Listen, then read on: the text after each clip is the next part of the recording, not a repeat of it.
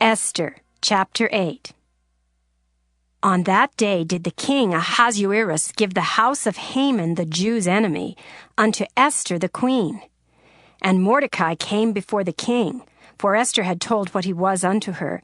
And the king took off his ring which he had taken from Haman, and gave it unto Mordecai. And Esther set Mordecai over the house of Haman. And Esther spake yet again before the king, and fell down at his feet, and besought him with tears to put away the mischief of Haman the Agagite, and his device that he had devised against the Jews. Then the king held out the golden scepter toward Esther. So Esther arose and stood before the king, and said, If it please the king, and if I have found favor in his sight, and the things seem right before the king, and I be pleasing in his eyes, let it be written to reverse the letters devised by Haman the son of Ammedatha, the Agagite, which he wrote to destroy the Jews, which are in all the king's provinces. For how can I endure to see the evil that shall come unto my people? Or how can I endure to see the destruction of my kindred? Then the king Ahasuerus said unto Esther the queen, and to Mordecai the Jew, Behold, I have given Esther the house of Haman, and him they have hanged upon the gallows, because he laid his hand upon the Jews. Write ye also for the Jews, as it liketh you, in the king's name, and seal it with the king's ring. For the writing which is written in the king's name, and sealed with the king's ring, may no man reverse. Then were the king's scribes called at that time in the 3rd month, that is the month Sivan, on the 23rd day thereof. And it was written according to all that Mordecai commanded unto the Jews, and to the lieutenants and the deputies, and rulers of the provinces which are from India unto Ethiopia, and 127 provinces, unto every province according to the writing thereof, and unto every people after their language, and to the Jews according to their writing, and according to their language. And he wrote in the king Ahasuerus' name, and sealed it with the king's ring, and sent letters by posts on horseback, and riders on mules, camels, and young dromedaries, wherein the king granted the Jews which were in every city to gather themselves together, and to stand for their life, to destroy, to slay, and to cause to perish all the power of the people and province that would assault them, both little ones and women, and to take the spoil of them for a prey upon one day in all the provinces of King Ahasuerus, namely upon the 13th day of the 12th month, which is the month Adar. The copy of the writing for a commandment to be given in every province was published unto all people, and that the Jews should be ready against that day to avenge themselves on their enemies. So the posts that rode upon mules and camels went out, being hastened and pressed on by the king's commandment. And the decree was given at Shushan, the palace. And Mordecai went out from the presence of the king in royal apparel of blue and white, and with a great crown of gold, and with a garment of fine linen and purple. And the city of Shushan rejoiced and was glad. The Jews had light and gladness and joy and honor. And in every province and in every city whithersoever the king's commandment and his decree came, the Jews had joy and gladness, a feast and a good day. And many of the people of the land became Jews, for the fear of the Jews fell upon them. Esther, chapter 9. Now in the 12th month, that is the month Adar, on the 13th day of the same, when the king's commandment and his decree drew near to be put in execution, in the day that the enemies of the Jews hoped to have power over them, though it was turned to the contrary, that the Jews had rule over them that hated them. The Jews gathered themselves together in their cities throughout all the provinces of the king Ahasuerus, to lay hand on such as sought their hurt. And no man could withstand them, for the fear of them fell upon all people.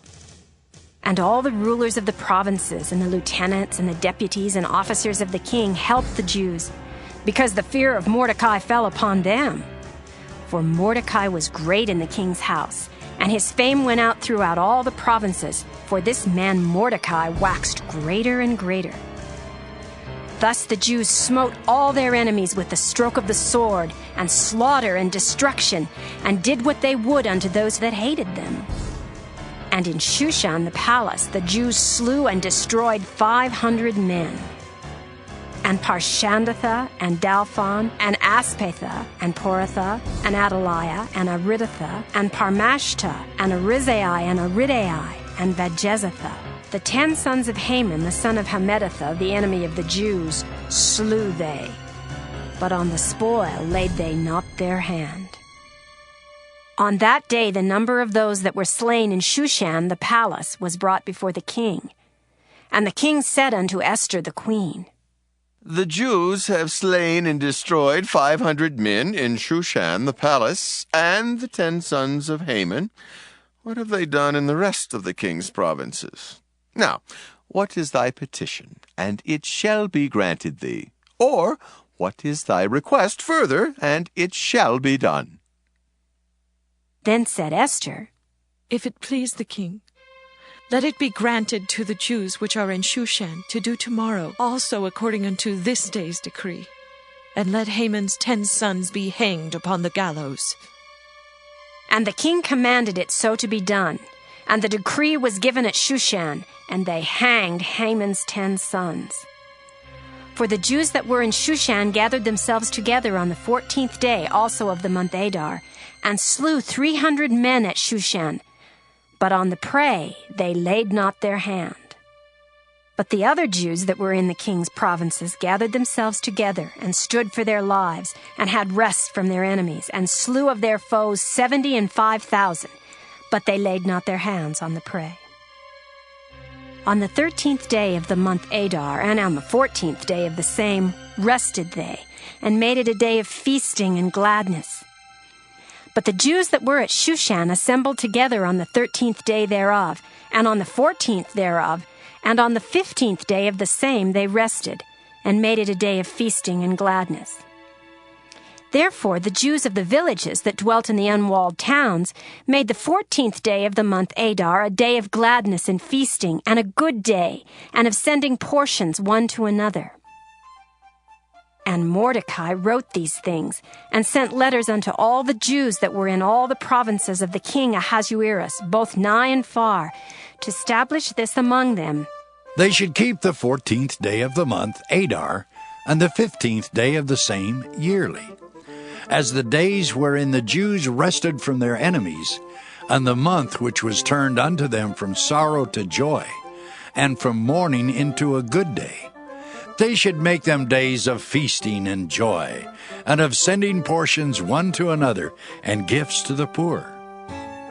And the Jews undertook to do as they had begun, and as Mordecai had written unto them, because Haman the son of Hammedatha the Agagite, the enemy of all the Jews, had devised against the Jews to destroy them, and had cast pur, that is, the lot, to consume them and to destroy them. But when Esther came before the king, he commanded by letters, His wicked device, which he devised against the Jews, should return upon his own head, and he and his sons should be hanged on the gallows. Wherefore they called these days Purim, after the name of Pur.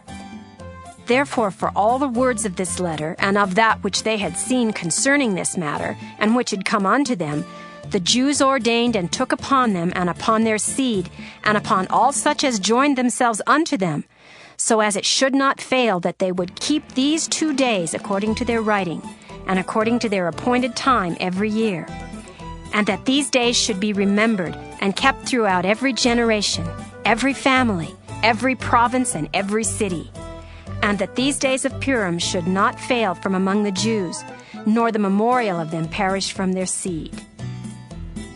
Then Esther the queen, the daughter of Abihail, and Mordecai the Jew, wrote with all authority to confirm this second letter of Purim.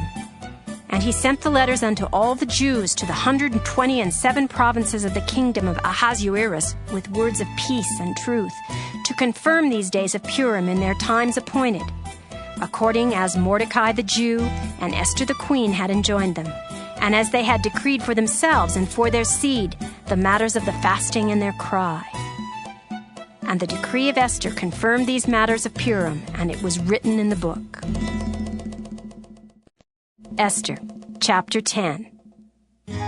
And the king Ahasuerus laid a tribute upon the land and upon the isles of the sea, and all the acts of his power and of his might, and the declaration of the greatness of Mordecai, whereunto the king advanced him. Are they not written in the book of the Chronicles of the kings of Media and Persia? For Mordecai the Jew was next unto King Ahasuerus, and great among the Jews, and accepted of the multitude of his brethren, seeking the wealth of his people, and speaking peace to all his seed.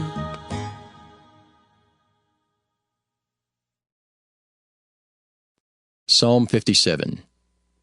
To the chief musician, Altaschith, Miktam of David, when he fled from Saul in the cave. Be merciful unto me, O God. Be merciful unto me, for my soul trusteth in thee. Yea, in the shadow of thy wings will I make my refuge, until these calamities be overpast. I will cry unto God Most High, unto God that performeth all things for me. He shall send from heaven, and save me from the reproach of him that would swallow me up. Selah. God shall send forth his mercy and his truth. My soul is among lions, and I lie even among them that are set on fire, even the sons of men whose teeth are spears and arrows, and their tongue a sharp sword. Be thou exalted, O God, above the heavens. Let thy glory be above all the earth. They have prepared a net for my steps. My soul is bowed down. They have digged a pit before me, into the midst whereof they are fallen themselves. Selah. My heart is fixed, O God. My heart is fixed. I will sing and give praise. Awake up, my glory. Awake, psaltery and harp. I myself will awake early. I will praise thee, O Lord, among the people. I will sing unto thee among the nations. For thy mercy is great unto the heavens, and thy truth unto the clouds. Be thou exalted, O God, above the heavens. Let thy glory be above all the earth. Proverbs chapter 10. The Proverbs of Solomon. A wise son maketh a glad father, but a foolish son is the heaviness of his mother. Treasures of wickedness profit nothing, but righteousness delivereth from death. The Lord will not suffer the soul of the righteous to famish, but he casteth away the substance of the wicked. He becometh poor that dealeth with a slack hand, but the hand of the diligent maketh rich. He that gathereth in summer is a wise son, but he that sleepeth in harvest is a son that causeth shame. Blessings are upon the head of the just, But violence covereth the mouth of the wicked. the memory of the just is blessed. But the name of the wicked shall rot. The wise in heart will receive commandments. But a prating fool shall fall. He that walketh uprightly walketh surely. But he that perverteth his ways shall be known. He that winketh with the eyes causeth sorrow, but a prating fool shall fall. The mouth of a righteous man is a well of life. But violence covereth the mouth of the wicked. Hatred stirreth up strifes. But love covereth all sins. In the lips of him that hath understanding, wisdom is found. But a rod is for the back of him that is void of understanding. Wise men lay up knowledge. But the mouth of the foolish is near destruction. The rich man's wealth is his strong city. The destruction of the poor is their poverty. The labor of the righteous tendeth to life. The fruit of the wicked to sin. He is in the way of life that keepeth instruction. But he that refuseth reproof erreth. He that hideth hatred with lying lips, and he that uttereth a slander, is a fool. In the multitude of words there wanteth not sin, But he that refraineth his lips is wise. The tongue of the just is as choice silver. The heart of the wicked is little worth. The lips of the righteous feed many. But fools die for want of wisdom. The blessing of the Lord, it maketh rich, and he addeth no sorrow with it. It is as sport to a fool to do mischief.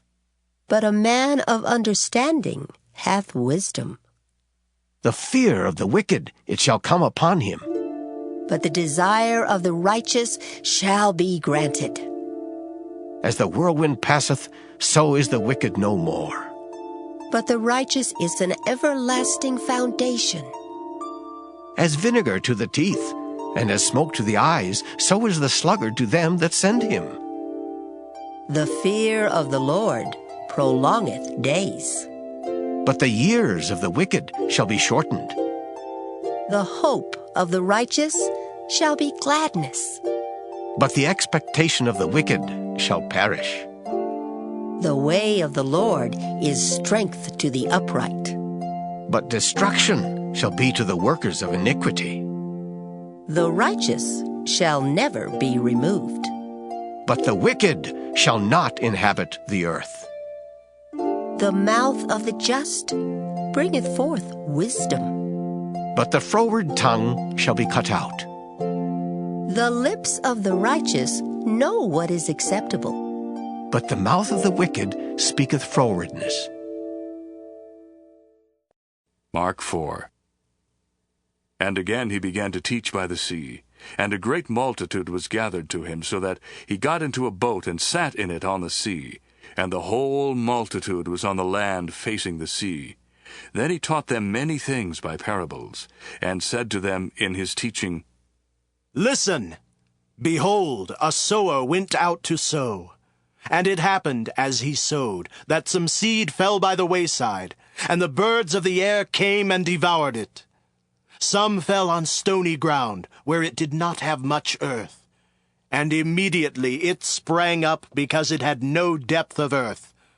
But when the sun was up, it was scorched, and because it had no root, it withered away. And some seed fell among thorns, and the thorns grew up and choked it, and it yielded no crop. But other seed fell on good ground, and yielded a crop that sprang up, increased, and produced, some 30-fold, some 60, and some 100. And he said to them, He who has ears to hear, let him hear. But when he was alone, those around him with the 12 asked him about the parable. And he said to them, To you it has been given to know the mystery of the kingdom of God. But to those who are outside, all things come in parables, so that, seeing they may see and not perceive, and hearing they may hear and not understand, lest they should turn, and their sins be forgiven them. And he said to them, Do you not understand this parable? How then will you understand all the parables? The sower sows the word. And these are the ones by the wayside where the word is sown. And when they hear, Satan comes immediately and takes away the word that was sown in their hearts. These likewise are the ones sown on stony ground, who, when they hear the word, immediately receive it with gladness. And they have no root in themselves, and so endure only for a time. Afterward, when tribulation or persecution arises for the word's sake, immediately they stumble. Now these are the ones sown among thorns. They are the ones who hear the word, and the cares of this world, the deceitfulness of riches, and the desires for other things entering in choke the word, and it becomes unfruitful. But these are the ones sown on good ground, those who hear the word, accept it, and bear fruit, some 30-fold, some 60, and some 100.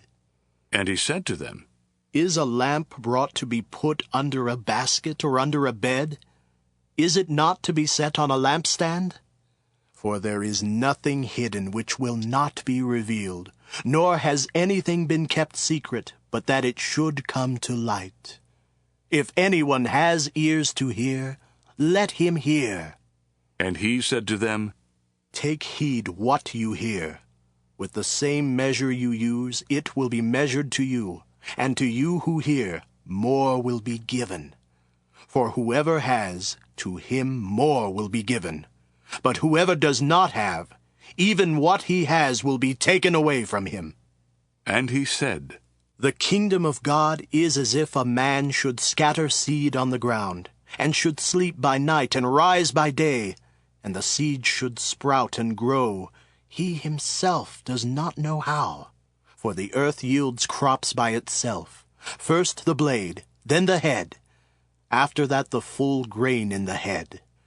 But when the grain ripens, immediately he puts in the sickle, because the harvest has come. And he said, To what shall we liken the kingdom of God? Or with what parable shall we picture it? It is like a mustard seed, which, when it is sown on the ground, is smaller than all the seeds on earth. But when it is sown, it grows up and becomes greater than all herbs, and shoots out large branches, so that the birds of the air may nest under its shade. And with many such parables he spoke the word to them as they were able to hear it. But without a parable he did not speak to them. And when they were alone, he explained all things to his disciples. On the same day, when evening had come, he said to them, Let us cross over to the other side. Now when they had left the multitude, they took him along in the boat as he was, and other little boats were also with him. And a great windstorm arose, and the waves beat into the boat so that it was already filling. But he was in the stern, asleep on a pillow.